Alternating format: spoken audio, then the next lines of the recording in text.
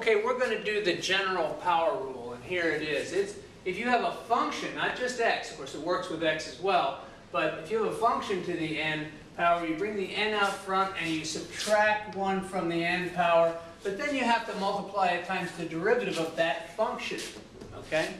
Good example is this. Here I've got a function of x, 2x minus 5, to the 10th power.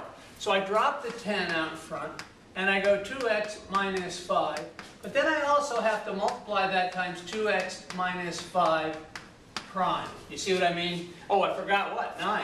I had to lower the exponent. So I bring the 10 out front, I lower the exponent, and then I have to multiply it times 2x minus 5 prime. But that's pretty easy. That's just 10 times 2x minus 5 to the 9th power. And of course the derivative of that, that's just a line with a slope of 2. So the slope is the derivative, and so it's 2, right? So that's pretty easy. All right, well that wasn't, I could simplify this a bit, by the way. I could write this as 20. This is a back of the book answer. Times 2x minus 5 to the 9th power. If you looked in the back of the book, you'd see that instead of this, but that's what the back of the book helps you do, is to find those kinds of answers. This next one is the same thing. It is actually just a function to a power. It's got a 2 there, but I don't have to worry about the 2. I can pull that out completely and put it out here. In other words, I can go 2 times the x plus 1, of course, to the 1/2 power. Yeah, that's it, prime, excuse me. So I change this not to a square root, but to the 1/2 power. Now I just have a function to a power, okay? And so I can take the derivative of that, and this 2 is just on the outside. And so I go 2 times 1/2, right? Let me do it like this, 2 times 1/2 times x plus 1. And when I subtract 1 from 1/2, that's 1/2 minus 2/2, or negative 1/2, okay? And so this, of course, is just 1, and I can bring this downstairs, so I end up with 1 over x plus, oh, what did I forget? Ha! I forgot the f prime, didn't I? I actually have to have x plus 1 prime. But the good news is the derivative of this is just 1, right? So I really didn't have to have it in this particular case. But I multiply that times 1, and of course I get 1, and this is going to be 1 over 2 times x plus 1 to the 1/2 power, positive exponent there. And remember, again, this is just 1, the number 1. So I didn't have to include. Don't the 2's cancel? What's that? Yes, they do cancel, and I should have canceled it. And thank you very much. This is 1. I don't know why I put the 2 there, right? This is 1. This goes downstairs, and this just turns into 1. So I get this. A little cleaner version is the square root of x plus 1. Go back to the radical. That might be the back of the book answer there. Okay, let's move over here. I'm sorry, I just messed a couple things up there. Here we've got, well, it looks like some kind of algebraic expression, but I'm going to write it like this. 3 times 5x plus 2 to the negative 1/2 power, right? We're doing that prime, so I better put prime in, right?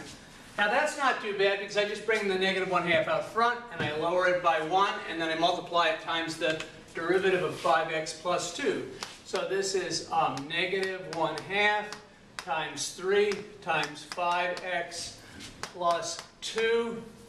Okay, and then we lower it, so negative 1/2 minus 2/2 is negative 3/2 times 5x plus 2 prime, just like that, okay? And I guess we get negative 2/3 here when we go to simplify it. Negative 2/3, let me separate myself out from this. Negative 2/3 times 5x plus 2 to the negative 3/2 times, and of course the derivative of 5x plus 2, that's just a line with a slope of 5, and the derivative of a line with a slope of 5 is 5. And 3, I should have put a 3 up here, sorry. 3 times over 3/2, I get that. Now I can multiply this and make it look a little neater. I'll get negative 15 over 2 times 5x plus 2. I'll bring this downstairs, see, to the 3/2 power, and that looks a little neater, I think. But this is correct too. There's no more derivatives in here, so technically you're done. I just multiplied 5 times 3 and got 15 and brought this thing down to give it a positive exponent. Now, when I had my students go to the board, we did this one. and everybody didn't know, nobody knew what to do with this one. It's really not any different than any of the others. You just have to see that it's not different, that we're just applying the same rule over and over again. All right, so this looks kind of hard. The first thing I'm going to do is I'm going to change this x to the negative 1.